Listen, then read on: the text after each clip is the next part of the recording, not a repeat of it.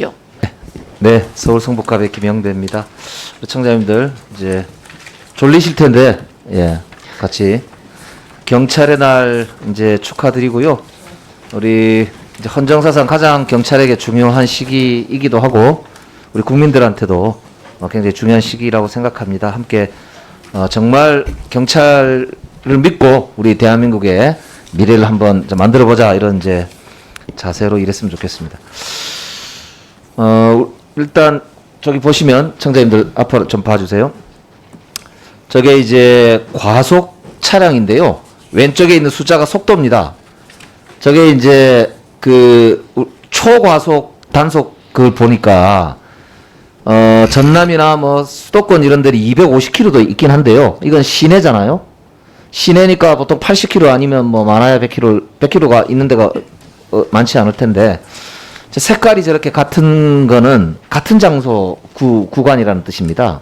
그러니까 대부분 같은 구간에서 저런 일이 많이 벌어진다는 거죠. 다음 대전 보셔도 마찬가지고 그다음 광주도 보세요. 마찬가지입니다.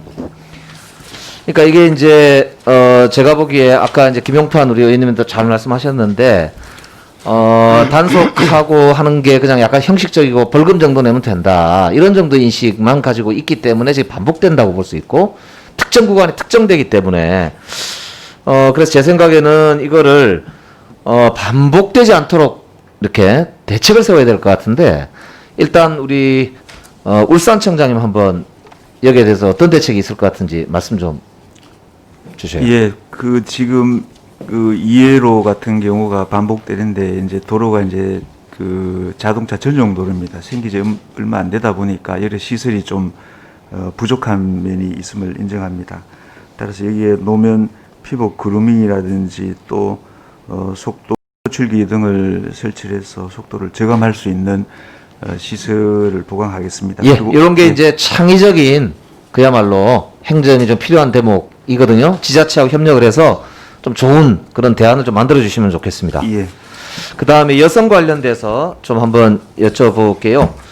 성범죄가 1년에 보니까 2018년에 31,396건, 2019년도도 똑같아요. 숫자가 희한하게. 31,396건이에요. 근데 전자 발찌가 위치 추적 센터에 이제 피부착자를 이 성범죄가 발생하면은 이 검색을 하도록 돼 있는데 체크를 하도록 돼 있는데 그 체크율이 1년에 2018년의 경우에는 전국적으로 0.38%, 그 다음에 2019년도에 0.45%거든요. 근데 표를 보시면 앞에 다음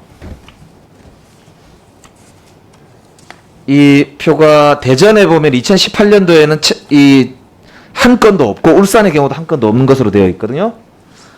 그리고 예, 그렇습니다. 그래서 이게 지금 이 매뉴얼대로 하지 않고 있는데 이게 철저하게 좀 챙겨야 된다고 생각하거든요. 울산하고 아까 이 대전의 경우에 한 건도 없는 해가 있단 말씀입니다. 이거는 전혀 아예 신경을 안 쓴다는 뜻이거든요. 이건 청장님들께서 철저하게 좀 챙겨주시기 바랍니다. 대전 청장님 이번엔 답변 좀 해주시죠. 예, 그 수사 과정에서 조금 다소 미흡한 부분이 확인이 돼서 좀 세밀하게 좀 현장 실태를 점검을 해서 보완책을 빨리 마련해서 시행할 수 있도록 하겠습니다. 예, 좀 챙겨주시기 바랍니다. 그리고 여성 안심 귀갓길이 이제 울산의 경우에는 보시면 33군데밖에 없어요. 최하위거든요, 전국에서. 이게 세종이 2개, 제주가 25개인데 그 다음에 꼴찌입니다. 이거 좀 챙겨주셨으면 좋겠고, 지방자치단체하고 꼭 좀 협력을 했으면 좋겠고, 대전의 경우에는 2군데, 동부경찰서 내에 1군데, 대덕경찰서 내에 1군데가 CCTV와 비상벨이 아예 없습니다. 그러니까 이런 것도 지방자치단체하고 시설물은 거기서 하기 때문에 협력을 좀 해야 이게 해결되는 문제인데, 자치경찰도 앞두고 있는 마당이기 때문에 지방정부하고 꼭 좀 협의를 해서 챙겨주셨으면 좋겠습니다. 예, 알겠습니다. 그리고 지난번에 제가 본 의원이 이제 질의를 해서 경찰청장께서 사과의 말씀도 하시고 감찰이 시작된 건이 있습니다. 목포서 의붓딸 살해 사건이거든요. 근데 이게 실제로 관할서는 광주경찰서예요.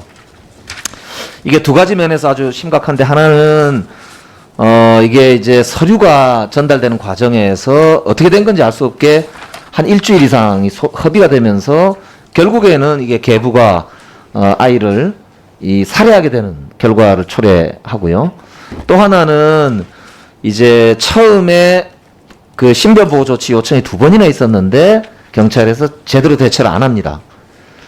그래서 이제 이게 결국에는 사실 소극적인 업무라든지 아니면 이게 업무 매뉴얼에 대한 점검도 부실하고 이 시스템적으로 뿐만 아니라 업무를 제대로 챙기지 않는 이런 이제 일 때문에 발생하는 거라고 보이는데 이게 이제 감찰 중입니다만 다시는 이런 일이 생기지 않아야 되겠다 싶은 차원에서라도 우리 광주경찰청장 여기에 대해서 입장을 좀 말씀해 주셨으면 좋겠습니다. 예, 우리 의원님 말씀처럼 업무 처리 과정에서 좀 미숙한 부분이 있었습니다. 사건 이후에 제도 개선을 해서 킥스상 피해자 진술 속기록 등 증거물을 첨부해서 이송받는 관서에서 미리 열람할 수 있도록 그 제도 개선을 했고요. 서류 접수 시에도 이제 문서 수발실에서 해당 기능에 당일 통보될 수 있도록 이렇게 개선했습니다. 향후에 그 보다 수사 업무에 정성을 기울여서 이러한 사례들이 반복되지 않도록 노력을 하겠습니다. 예, 특히 내년부터 공정수사 컨트롤 조치가 만약에 시행될 거니까 된다면 경찰의 수사에 대한 신뢰도가 결정적으로 충분히가 중요하다고 생각하거든요. 지방청장적 역할이 매우 중요하다고 생각하고요. 이건 자치 경찰제가 시행되기 때문에 문제가 마찬가지입니다. 굉장히 꼼꼼하게 좀 챙겨주셨으면 좋겠습니다. 감사합니다. 네. 김영배 의원님 수고하셨습니다. 광주경찰청장님 어떻게 매뉴얼을 바꿨다고요? 그 당시에는 이제 킥스에서 그 다른 해당서로 이제 사건을 그 이송을 하면은 목록만 나오고 그 내용을 좀 알 수가 없었습니다. 서류가 도착하기 전에는요.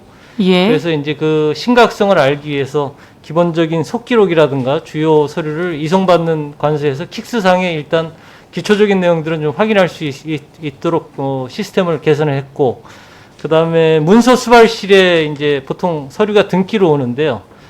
이게 이제 정확히 해당 부서에 전달이 안 된 또 미스가 있었습니다. 그래서 이것도 바로바로 그날 당일 해당 부서에 바로 전달이 될 수 있도록 문서 수발실에서 매일매일 체크하는 그 시스템으로 이제 개선이 됐습니다.